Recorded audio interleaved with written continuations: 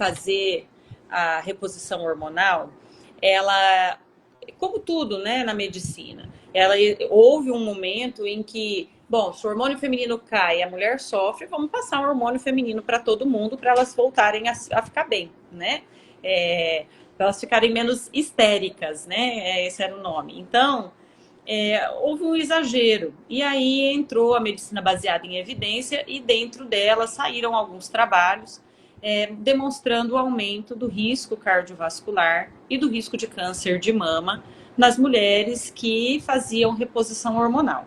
E aí, de repente, ninguém mais prescreve reposição hormonal, pelo amor de Deus, né? A gente está matando as mulheres. Foi essa a sensação há décadas atrás. E, na verdade, não é bem assim, né? O maior trabalho que houve, existia um viés, eram mulheres que já tinham um risco cardiovascular muito alto, já estavam acima do peso, colesterol aumentado, glicemia aumentada. Então, elas já carregavam um risco cardiovascular alto, independentemente da reposição hormonal. Se é um paciente que já tem um risco cardiovascular alto, aí você tem sim que pesar, né? Será que eu devo passar o hormônio para essa mulher ou não? Você vai levar em consideração. Se é uma mulher que já infartou, já teve um AVC, melhor não. Você pode aumentar mais o risco do que o benefício.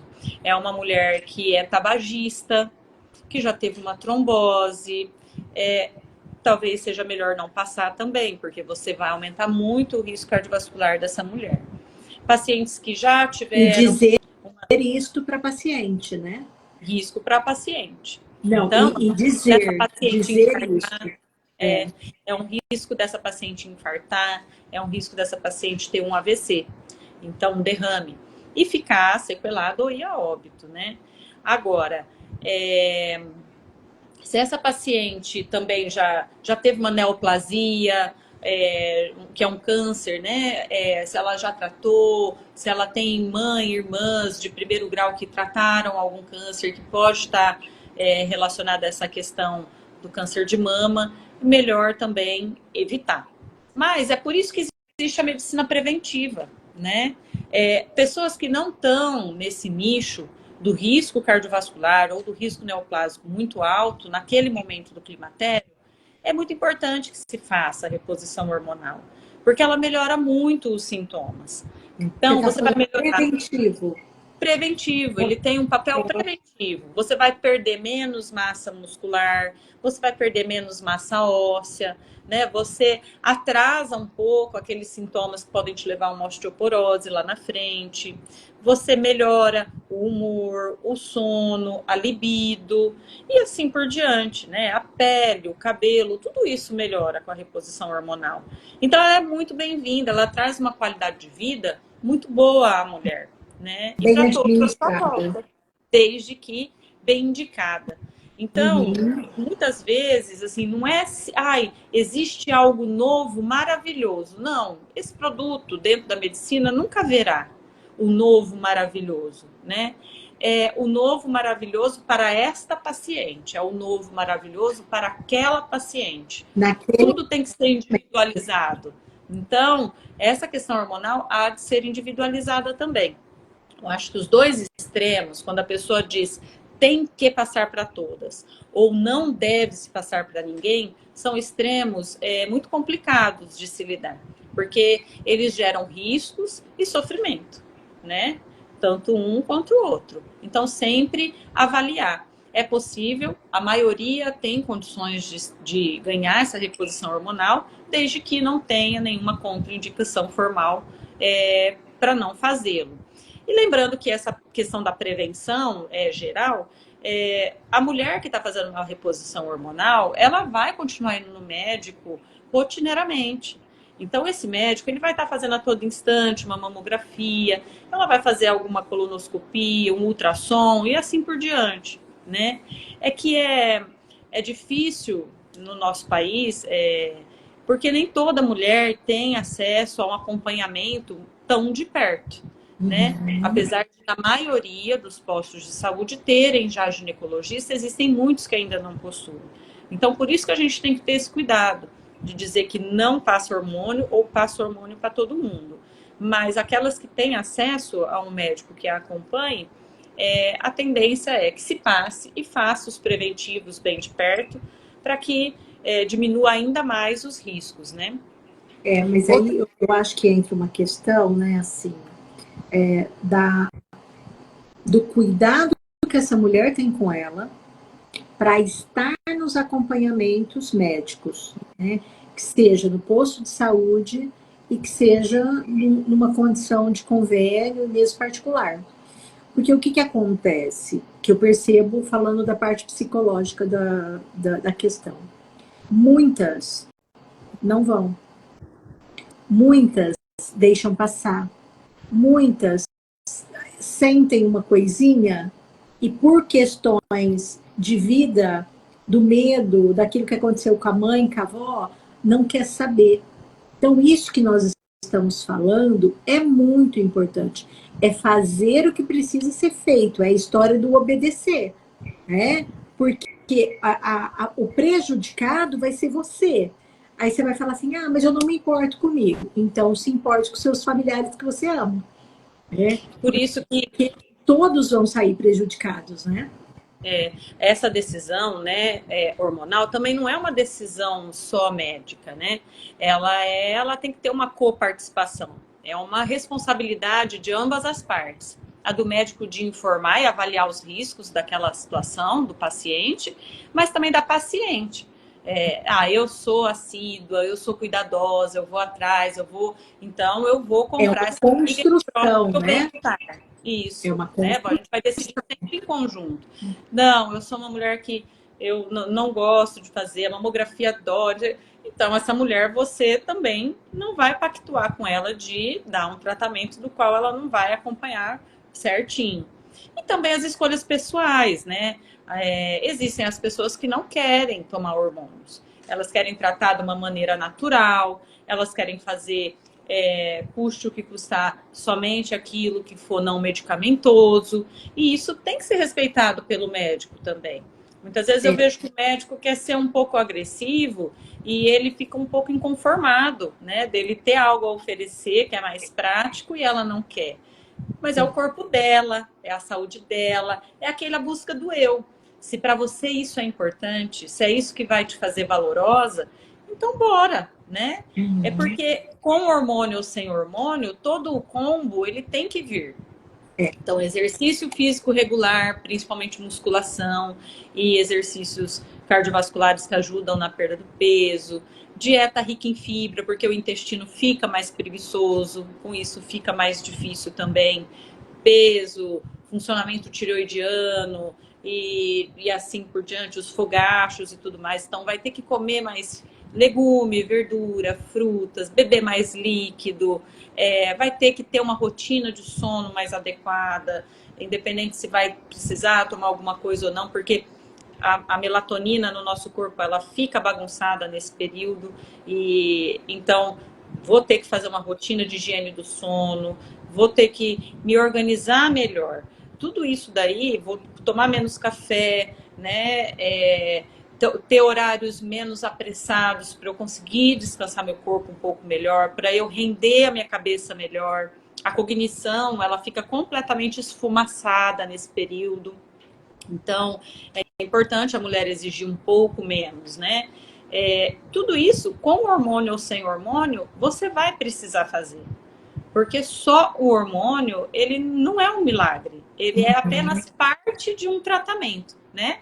Assim como quando a gente tem diabetes, não adianta eu tomar um remédio e comer açúcar, né?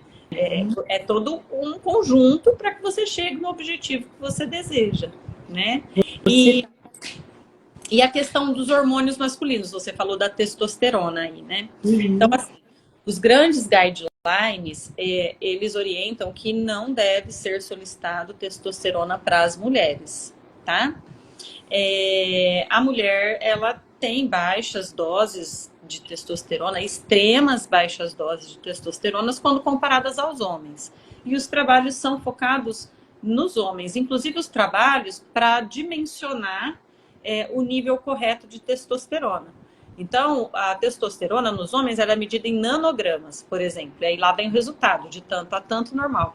Em mulheres, ela deve ser medida em picogramas. Então, imagina, essa nanograma dividida em 1000.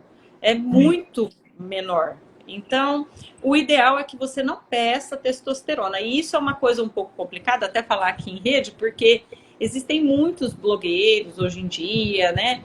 Às vezes profissionais como nutricionista, nutrólogo e assim por diante, que a primeira coisa que solicitam é a testosterona feminina. E é óbvio que nesse período ela vai vir baixa, que é o normal ser baixa, né? Uhum. Mas enfim, é errado passar testosterona para a mulher? E, de acordo com os guidelines, sim, a gente não deveria passar. Na prática, o que a gente percebe no mundo real? Existe um apelo Só para que me se conta o faça. que é deadline. São grandes convenções mundiais sobre algum assunto. Então, assim, olha, hipertensão é assim que se trata no mundo inteiro, porque é assim que é melhor para os pacientes, né? A gente chega nessa conclusão por conta dos trabalhos científicos que tem no mundo. E aí, nessa questão hormonal, a relação de testosterona na mulher é simples. Não deve se repor, não deve se passar. Mas na prática, sim. Nessa fase do climatério, quando a fadiga está muito ruim, e principalmente quando exige um transtorno do desejo sexual hipoativo, né? Que é um transtorno que acontece no climatério, as mulheres perdem completamente a libido, e depois que você excluiu, né? Que aquilo é uma depressão, que aquilo é um problema conjugal, enfim, você pode passar testosterona para melhorar a libido dessa mulher. E aí eu confesso que nesses casos das mulheres que vêm repondo testosterona, né, eu solicito a testosterona. Não para ver se está baixo eu tenho que repor mais, mas o contrário, para eu ver se ela não está subindo além do que deve. Porque é uma mulher que está repondo testosterona, de repente esse nível hormonal começa a subir, é hora de eu começar a diminuir. Então, se for repor, são casos também específicos, tomar muito cuidado, porque hoje essa questão de malhação, academia, ganhar massa muscular, está muito em onda, e a testosterona vem junto disso. Essa questão da libido também vem, e ela tem muitos efeitos colaterais. Então, ela pode ser passada em casos específicos desse transtorno sexual hipoativo, na menor dose possível e por tempo determinado. É algo temporário. Tem uma pergunta aqui, né? Agora há pouco, uma pergunta mais geral, antes de você falar da testosterona. Quanto tempo pode se tomar esses hormônios, né? E aí inclui a testosterona na resposta. Tem Tá. uma O hormônio pergunta. feminino, a orientação é que a gente trate em média em 5 anos, podendo prolongar até 10 anos naquelas pacientes que, quando você começa a diminuir ou retirar o hormônio, elas voltam a ter muito fogacho, muito sintoma e tal, aí você pode retomar e fazer um desmame um pouco mais brando e prolongado. Que Então, o é a ideal história de que cada paciente é um paciente. isso, né? É uma terapia transdérmica, é um gelzinho, é um comprimido, é um aplicador via vaginal, o que vai ser, né? Então, você vai fazendo esse desmame um pouco mais lentamente, e a testosterona na mulher é um tempo bem mais curto, tá? De 3 a 6 meses, como se fosse apenas mesmo um empurrão para ela conseguir dar um start no remodelamento ali geral. É. Porque se você prolonga muito o tempo nas mulheres, dos hormônios femininos, aí você inverte essa questão do benefício e do risco, né? Principalmente se elas estão acima dos 60 anos. Então é importantíssimo. Às vezes eu recebo pacientes usando reposição hormonal com 78 anos, com 81, 82 anos, né? E aí é um crime isso. E às vezes o geriatra manda cartinha para o ginecologista falando: olha, ela saiu da menopausa dela faz 40 anos e ela ainda está tomando isso, que só está aumentando o risco cardiovascular dela.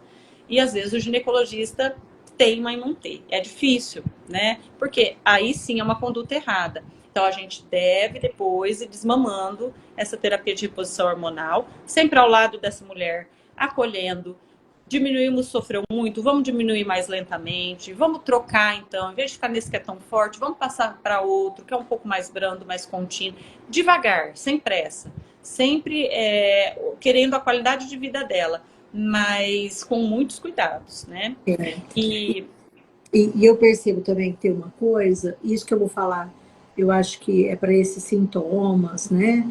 Para como se cuidar, e de vida mesmo, né? Que toda mudança, claro que a hora que vem o climatério é um boom, né? Vem sim, tudo, né? Mas toda mudança, na hora do ajuste da medicação, quanto tempo tomar a medicação, quando diminuir a dose, as mudanças, os ajustes, eles são refinados, né? Eles são assim, não tem a expectativa de que seja assim. Isso aqui já é muita coisa, né? sim, Se sentir um pouco melhor, se sentir menos cansada. Então, por exemplo, quando os meus sintomas começaram, eu tinha que deitar depois do almoço, eu não tinha energia para levantar.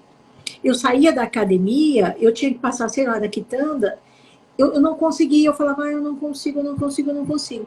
Hoje, a hora que eu saio da academia e passo na quitanda, eu falo, ai, que bom que eu tô aqui de volta, né? Eu tava com uma saudade de mim, eu brinco, né? Porque assim, é complicado. Então, é uma pequena, parece que é pouca coisa, mas não é. isso. Ter a energia para passar na quitanda não é pouca coisa.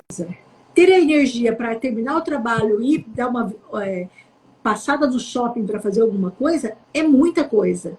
Né? Então, eu acho que é poder celebrar as pequenas coisas, né? De se perceber.